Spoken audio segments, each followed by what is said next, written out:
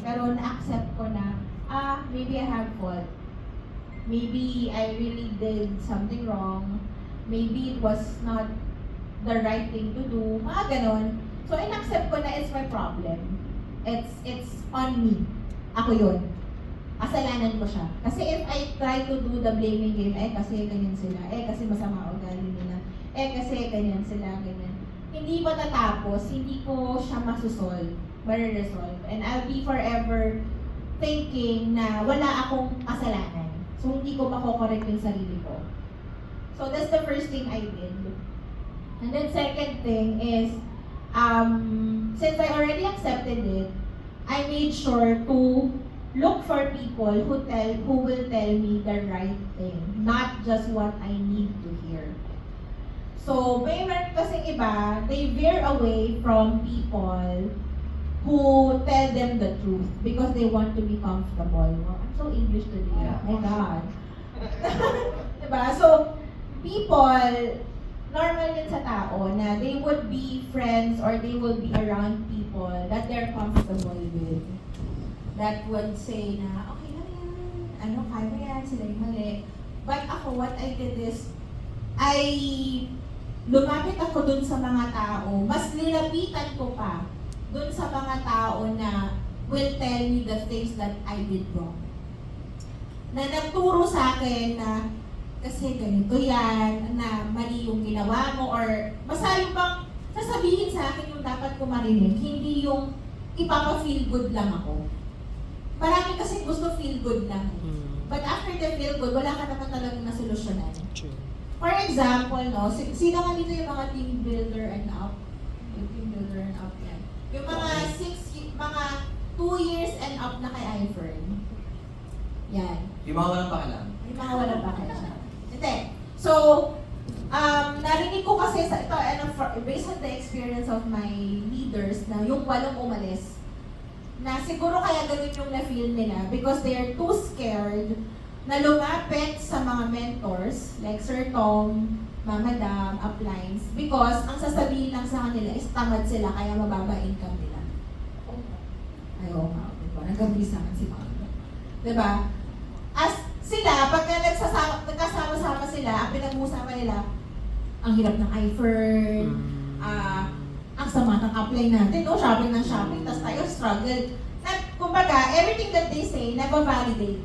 Because ang kasama nila is people they're comfortable with.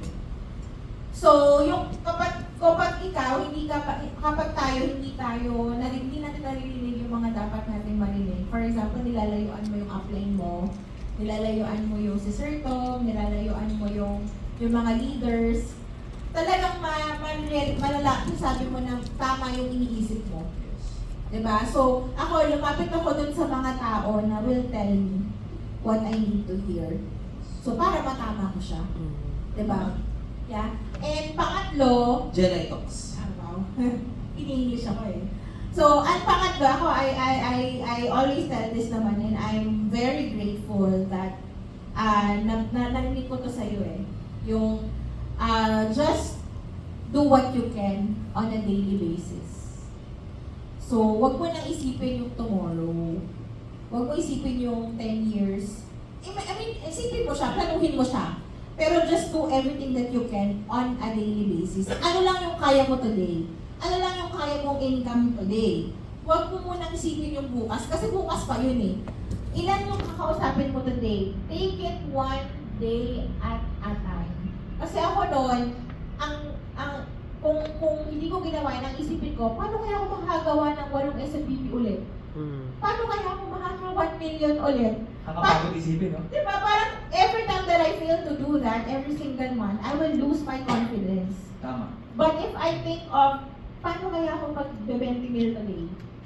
Paano kaya ako makakapag-direct today? Everything that I can do on my own lang muna. So, not the big ones, but step by step. And that's what I did for the last 2 years. Kaya ako nakabakon. Hindi ko siya, of course, I would still want to go back to 1 million every month. Siyempre, nagawa ko na eh, di ba? But, it's impossible at that time. I will just break my heart over and over again. And I will lose everything that I have. I mean, yung confidence na nandito sa sarili ko, mauubos siya.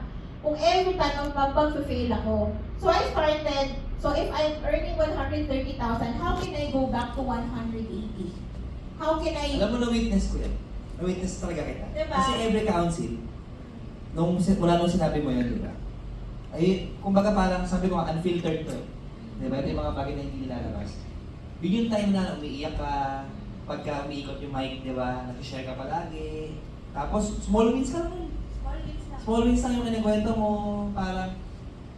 Pero syempre dahil ako, kumbaga matagal na ako, hindi ka na ini-adjust ha. Yeah. Habang ginagawa mo yun, klaro sa akin na makakapalit ka. Ay, yung alam mo, di ba may chat pa tayo nun ah? Oo. Di ba? May chat pa kami, sabi ko, alam ko makakabalik ka. Any given time, babalik ka na. Yes. No? So that time, kwento lang siya. Kwento pa lang siya. Tingnan mo ngayon, nalagpasan na naman niya ako. Di ba? Well, gets nyo? So what I love about our business is kasi ano siya eh, you have unlimited chances. Yes. If you're working in a corporate, magkamali ka ng 3 beses, wala kang trabaho. I find you have unlimited chances to redeem yourself as long as you stay here. Yes. Yun. As long as you stay here. Yes. So, parang ako noon, how can I, paano kung hindi ko kaya mag 1 million, paano kaya ako mag 200? Paano kaya ako mag 300? So, nung nahit ko yung 200, paano kaya ako mag 300? Paano kaya ako mag 400? It was kinikilabutan ako. Pero sa totoo lang, yun lang yung nasa utak ko that time. Hindi ko iniisip na wag mag 1 million agad. Iniisip ko, paano ko madadagdagan yung income ko last month. Beating your last result lang. Yes, yun lang. Hindi ako hindi ko na tinitingnan yung iba. Tinitingnan ko lang yung sarili ko because yun lang yung kailangan kong i-beat. Yes. Diba? And siguro lastly, no, just to, sa network naman, sa network side, sa skills, there are a lot of networkers or iFern or Outside. here or outside. They're struggling because they think all the income or all the recruits will come from them. Mauubusan ka talaga ng kakilala personally. Unless sobrang galing Wala ka namang factory ng tao. Correct. Unless sobrang galing mo mag-strangering. Diba? So, mauubusan ka talaga. Hindi ka mauubusan ng kausap, pero mauubusan ka ng personal contacts. May ano yun eh, may time frame yun. Yes. So, kumbaga sa akin, yung sinasabi ni Upline Adele kanina na, Doktor, kasi tas maghahanap ka na naman. Hindi mo kasi trabaho maghanap. Ang trabaho mo, ubusin yung contact ng downlines mo. Hindi ikaw lagi. So kasi baka iniisip mo, ikaw lang dapat yung pagre-recruit. Yung contacts, doon ako magaling mag-direct. Ako, ever since I always tell this, hindi naman sa hindi magaling, hindi ko siya forte. Yes. Yung iba kasi grabe, galing mag-direct eh, direct machine eh. Pero kaya kong umubos ng angkan. Yung isang tao, kaya ko yun gawing 1,000.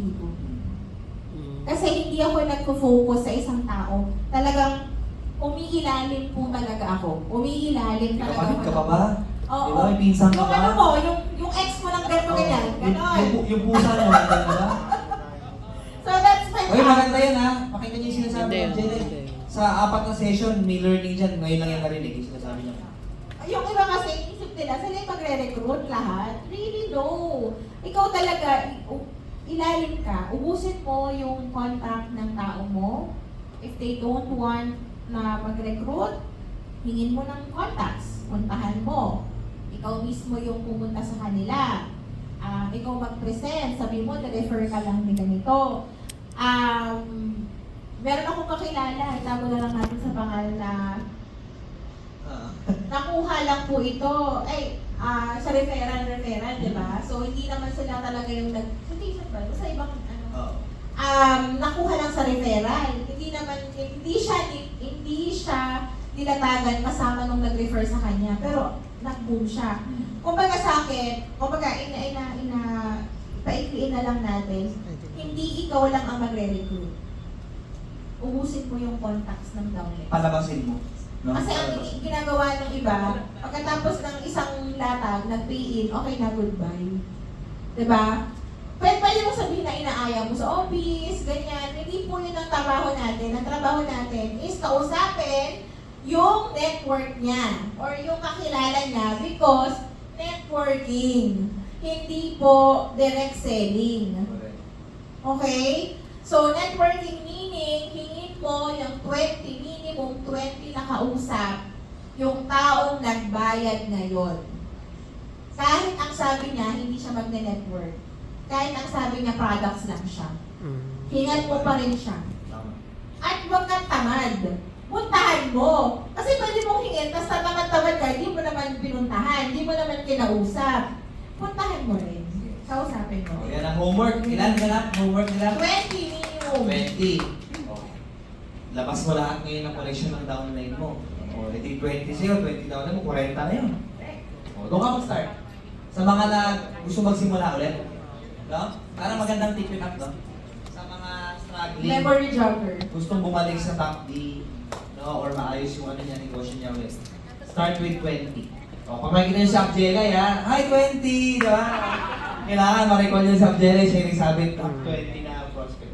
Closing ko na yun eh. Lagi ko sinasabi.